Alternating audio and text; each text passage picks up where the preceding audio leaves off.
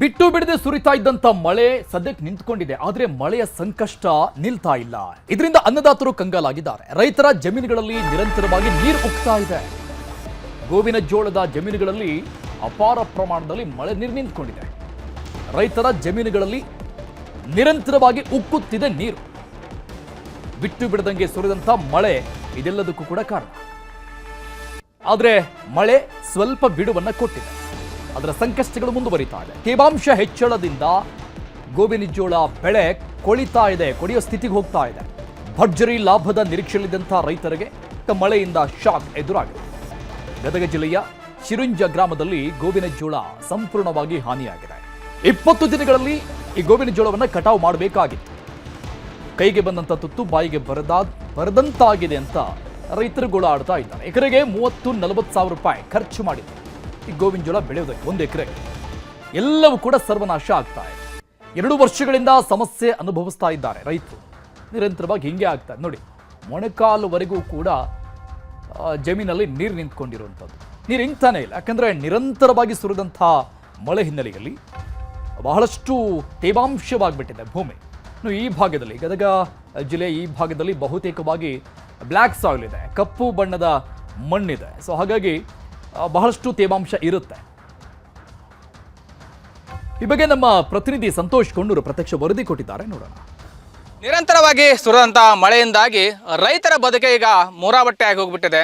ನಾವು ದೃಶ್ಯದಲ್ಲಿ ಸಹ ತೋರಿಸ್ತಾ ಹೋಗ್ತಾನೆ. ಇದು ಸುಮಾರು 2.5 ತಿಂಗಳ ಬೆಳೆ. ಆದರೆ ಈಗಾಗಲೇ ಇದು ಇನ್ನೂ ಒಂದು 20 ದಿನ ಕಳೆದಿದ್ರೆ ಕಟಾವು ಹಂತಕ್ಕೆ ಬರ್ತಾ ಇತ್ತು. ಆದರೆ ಯಾವುದೇ ರೀತಿ ಕಾಳು ಸಹ ಇಡ್ತಾ ಇಲ್ಲ. ಯಾಕಂತಂದರೆ ಈ ಒಂದು ತೇವಾಂಶ ಹೆಚ್ಚಾಗಿ ಈ ಒಂದು ಗೋವಿನ ಜೋಳದ ಬೆಳೆ ಕೂಡ ಹಾನಿ ಆಗ್ತವೆ. ಹೆಸರಾಗಿರ್ಬೋದು, ಗೋವಿನ ಜೋಳ ಆಗಿರ್ಬೋದು, ಇನ್ನು ಇತರ ಬೆಳೆಗಳು ಕೂಡ ಹಾನಿ ಆಗ್ತಾ ಇದ್ದಾವೆ. ಬೆಳೆದಂಥ ಬೆಳೆಗಳು ಕೂಡ ಈ ರೀತಿಯಾಗಿ ಹಾನಿ ಆಗಿರೋದ್ರಿಂದ ಸಾಕಷ್ಟು ಸಮಸ್ಯೆನ ಕೂಡ ಅವರೇ ಎದುರಿಸ್ತಾ ಇದ್ದಾರೆ. ಅವ್ರನ್ನ ಮಾತನಾಡಿಸ್ತಾ ಹೋಗೋಣ. ಸರಿಗ ಎಷ್ಟು ಎಕರೆ ಗೋವಿನ ಜೋಳ ಬೆಳೆದಿರಿ? ಈ ಭಾಗದೊಳಗೆ ಎಷ್ಟು ಹಾನಿಯಾಗಿದೆ? ಯಾಕೆ ಈ ರೀತಿ ಆಗ್ತಾಯಿದೆ? ಸರ ಒಂದು 1000 ಎಕರೆ ಗಟ್ಟಲೆ ನಾವು ಜಮೀನು ಗೋಂಜಾಳ ಹಾಕಿವ್ರಿ.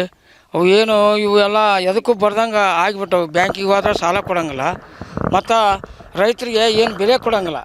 ರೈತರಿಗೆ ಬೆಲೆ ಕೊಡ್ದಂಗೆ ಏನಾರ ಮಾಡೋಕೆ ಹೋಗ್ತಾರೆ. ಸಾಲ ಕೇಳಕ್ಕೆ ಹೋದ್ರೆ ಬಡ್ಡಿ ಕಟ್ಟಿರಿ, ಹೆಸರು ಕಟ್ಟಿರಿ, ಅದನ್ನು ಮಾಡಿರಿ, ಇದನ್ನು ಮಾಡಿರಿ ಅಂತ ಹೇಳ್ತಾರೆ. ಇಲ್ಲಿ ನೋಡಿರಿ ಸಾಕಷ್ಟು ಖರ್ಚು ಮಾಡಿ 50,000 ಗಟ್ಟಲೆ ಖರ್ಚು ಮಾಡೀವಿ.